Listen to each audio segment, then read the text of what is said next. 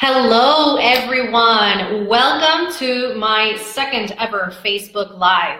I'm excited to come to you once again. And today I'm going to be talking about imposter syndrome. We're going to talk about what it is, how does it show up for me, and what can I do to overcome it. So I'm going to get into that in just a second. For those of you that don't know me, my name is Diane Garza. I am the CEO and founder of iCatalyze, where I seek to empower people through leadership development and coaching. And before we begin, I want to make sure that for everybody who's joining me live, just make sure you say hello. Drop something in the comments. Let me know where you're coming from. Let me know where you're listening from. I'd love to see who's here. So let me know something in the comments. And make sure you share. If you think somebody might be interested in this topic, go ahead and share. Sharing is caring, by the way. So throughout this conversation, I love to hear from you, get your feedback. So make sure you're hitting the thumbs up button, whether you love something. And if something really resonates with you, go ahead and hit the wow face. That way I can tell if anything is really hitting home for you, and if you're getting any of those light bulb moments along the way.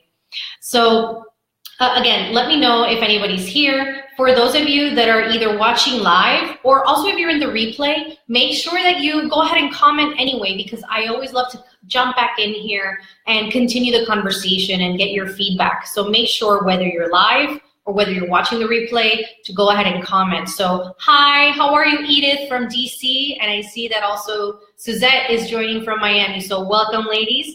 And for everyone else, we're gonna get started now. So imposter syndrome. What is it? There's this phrase that has been going around for a while now, and people might be wondering, well, what exactly is it? Because there may be something that we may have been feeling, but not realize that it actually is imposter syndrome. So imposter syndrome is that feeling that you think you're a fraud. You feel like your accomplishments are undeserved, that maybe they were based on luck or timing or any other external factor other than yourself. Imposter syndrome is when you feel that all these things that you have accomplished were just, being at the right place at the right time, and that actually you don't really know what you're doing. And so a lot of us can feel that in different moments. It doesn't mean that we are constantly in that state, but we can have these moments where the self-doubt kicks in and we think at any moment, you know what, they're gonna figure it out. I don't really know what I'm doing, or I shouldn't really be here. And so I want to talk a little bit about that today. The reason that I decided on this topic for my Facebook Live is because I've had several coaching conversations in these past 2 weeks. And from those, easily 5 of them all went around this same topic, dealing with feeling imposter syndrome, feeling like they didn't belong, or they didn't really have what it takes to do what they should be doing. So if at any time, if you really felt this, just go ahead and give a thumbs up. The most important thing to know is that you're not alone. We all go through this at some point or another. Even the people at the highest levels still have this feeling of not really belonging, not really supposed to be there. So before I get into that, I want to talk about what are some ways that this can show up for you, because it can show up in different ways depending on your personality, depending on your background, or even where you're working. And so I'm going to talk to you about 5 different categories that have been identified by Valerie Young. She has a great short and sweet TED Talk that I recommend. She wrote a book called The Secret Thoughts of Successful Women and Why Capable People Suffer from the Imposter Syndrome. And what's interesting is that she actually identified 5 different categories of how imposter syndrome can show up for you. And so I'm going to go through them now, and hopefully you can let me know if any of these resonate with you. You may have felt it in one way or another. So if any of them resonate, just be sure to hit that thumbs up button and let me know, or let me know in the comments. So the first one is the perfectionist. This is a person that just sets unrealistically high goals for themselves, these very high expectations. And then if anything goes wrong, or if they don't achieve that very high unrealistic goal, they immediately start to doubt themselves. They also tend to be people that micromanage, don't want to delegate because they want to do everything right. They want to have everything done their way. And so these are people think they have to be 100% perfect 100% of the time. there's no room for any sort of lack there. And so this I see a lot, and especially I see it a lot with women, in that we think everything has to be perfect, and that's my name, that's my image, and so everything I do has to be perfect. And so we get this, we see this a lot. That's one way in which imposter syndrome can show up, because you feel if you don't perform in a perfect way, then people are going to find out that you're not where you're supposed to be. Another way this can show up is the Superman or the Superwoman. And this in a way is kind of like a workaholic, where you always have to be overcompensating and work really hard, be the last person outside that leaves the office. You have no downtime. You also feel like you haven't truly earned your title, so you have to keep working to prove yourself and to show people and get that validation. That's another way that imposter syndrome can show up for us. The other is natural genius, right? So this is a person that thinks that all of their success has been just due to their abilities and not their effort. So if they find themselves in a situation where they have to work really hard to get to their goal, they think, oh, well, I must not be doing it right. This must not be it. I must be doing something wrong. So these people are the type that maybe they have a track record of getting the straight A's, getting the gold star, right? As they were growing up, maybe they were identified as the smart one in the family. And these are the type of people that they want to get things done right the first time. And if they have to try again, then they start to doubt in their ability. They start to doubt themselves. The fourth category identified by Valerie Young in terms of imposter syndrome is the rugged individualist. This is the person that feels that if they ask for help, it's going to reveal that they're a phony, right? They can't ask anybody for help. They don't delegate because they're the ones that have to get things done. Otherwise, people might say, oh, well, you don't know all the answers. And so that might reveal that they're an imposter. And the final one is the expert. This is where people that fear that they might be exposed as being inexperienced or unknowledgeable. These are people that are constantly seeking trainings, certifications, more and more titles that they can, put on their LinkedIn, feeling that they need to improve their skills all the time because they just need to learn more. It's never enough. And so I have to admit, this one, I may fall into this category. When I read it, I said, ding, ding. And so if any of these resonate with you, just go ahead, click the thumbs up or let me know in the comments. I'd like to get a show of virtual hands. Let me know, do any of these identify with you? Whether it's being the perfectionist, the superwoman, the superman, the natural genius, the individualist, or the expert. Again, if you're watching live or if you're watching the replay, go ahead and let me know in the comments. I'd love to hear from you. And again, I like to jump in on these comments afterward and get back to you and continue the engagement. So let me know in the comments if you've ever felt any of these. What's interesting here, and I do want to mention some important caveats, and it's what I try to convey in my coaching as well, it's that you're not alone.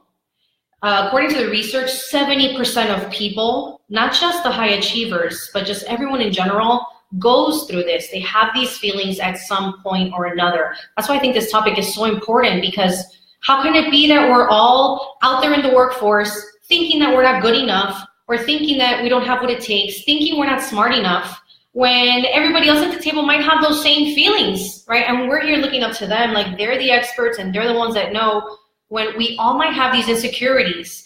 And so if we get them in check, it can help us to show up in a better way, to be more confident in our abilities, and to be proud and embrace our accomplishments, right? It's because nobody gave us this role, nobody gave us our current job just because it was the lottery. It was because we must have proved something along the way, right? We had some accomplishments of success. And so it's really important for us to be able to manage that and to see that. So I see here that Carla mentions, yep, she has a combination of the perfectionist and that resonates with her in the micromanager. So don't worry, Carla, I'm about to get into the best part now that you may have been waiting for, and that is, how can you actually mitigate this? How can you try to beat this imposter syndrome?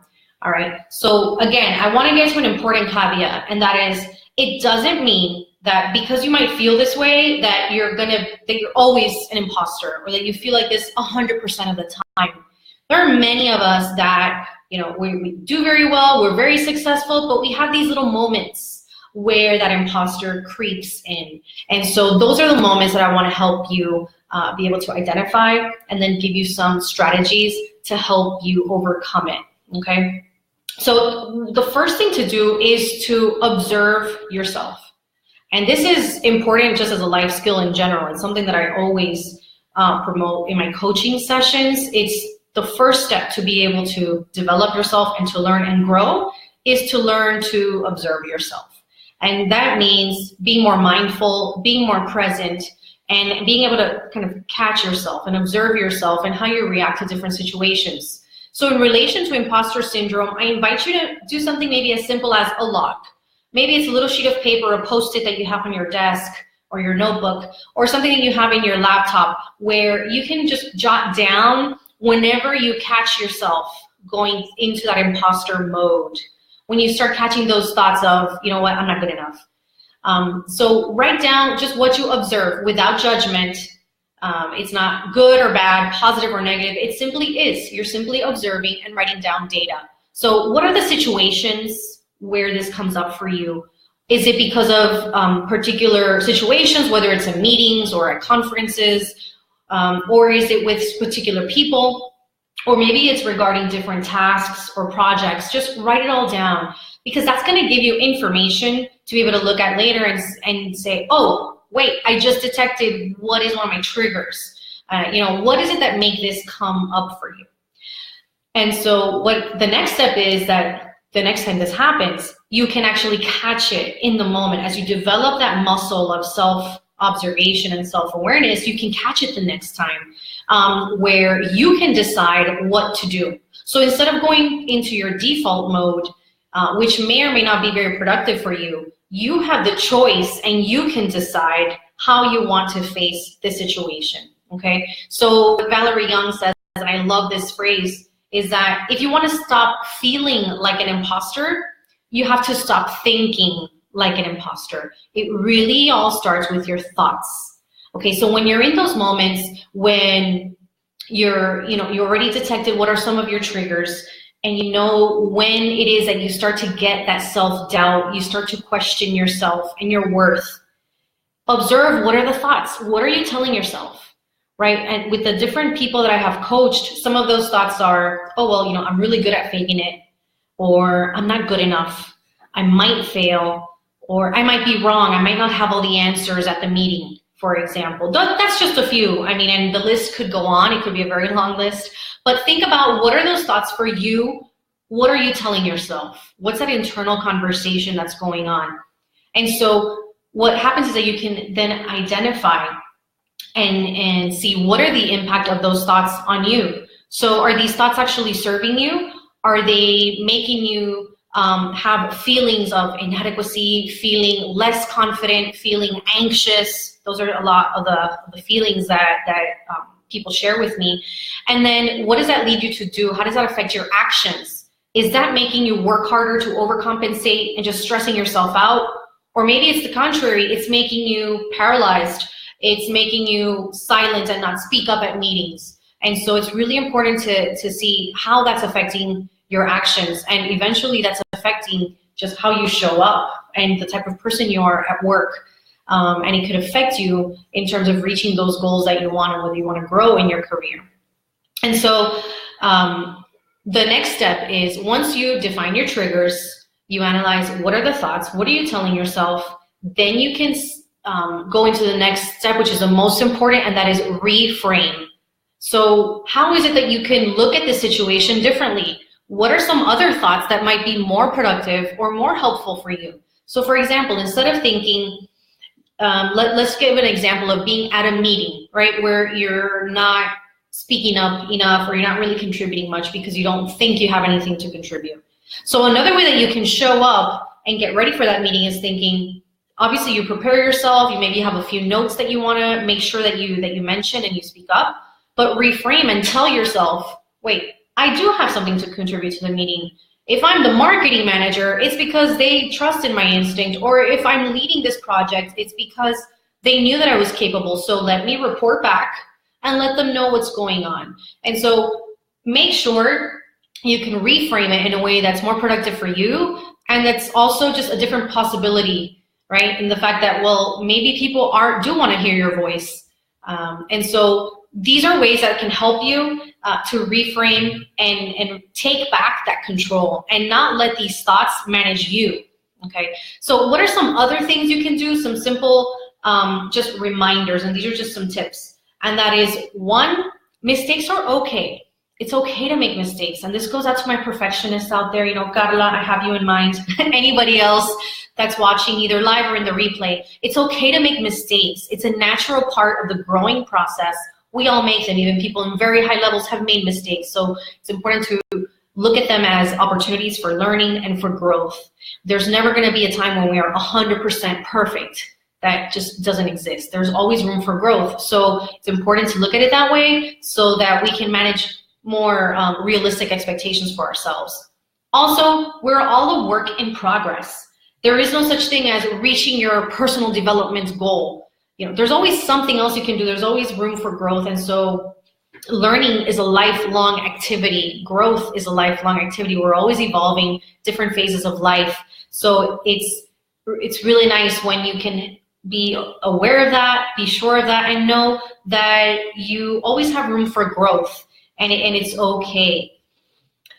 Also, realize that it's okay to ask for help, okay? And that's, sometimes it's a little difficult for us. There's this pride issue that can be involved, but it's okay. There's no shame in asking for help if you need it. On the contrary, you know, it's important. The best leaders are the ones that can surround themselves with all sorts of people with different skills, with different strengths that can be complementary. Right? So a person does not have to be all things to all people. Surround yourself with those people that can help you and complement you so that you can all reach your goal together. And plus, remember your accomplishments. It's really easy to just let it go, forget. Sometimes when we're brushing up our CV, we're like, oh man, I forgot I had done that, forgot I had this experience. And so remind yourself of your accomplishments and the fact that you got to where you are because of your knowledge, because of your skills, because of your effort, and nobody gave that to you, right? And so you earned where you are. Remind yourself of that. It's important so that you can get rid of that imposter syndrome. I'd love to hear from you in the comments. Is there any of this that makes any sense to you? Whether you're watching now or in the replay, let me know. What's one thing you want to try to do this afternoon or tomorrow? Just a little small step that you can try to help you manage that imposter syndrome. And again, just to help you manage expectations. It doesn't mean you're going to get rid of it. You may have these feelings that pop up for you every once in a while, but with these tips and keeping this in mind, in order to define the trigger, know what those thoughts are, and reframe, it can really help you to mitigate it and jump back quicker. Get back to your confident self so that you can be the best that you can be. All right, so thank you all once again for joining me. I hope that you enjoyed these tips. I look forward to hearing from you in the comments. Let me know if there's anything that you want to try, whether it's today or tomorrow, just a little small something. And I'll be there in the comments to reply and get back to you. I love to get your feedback. So thanks again, and I'll see you next time.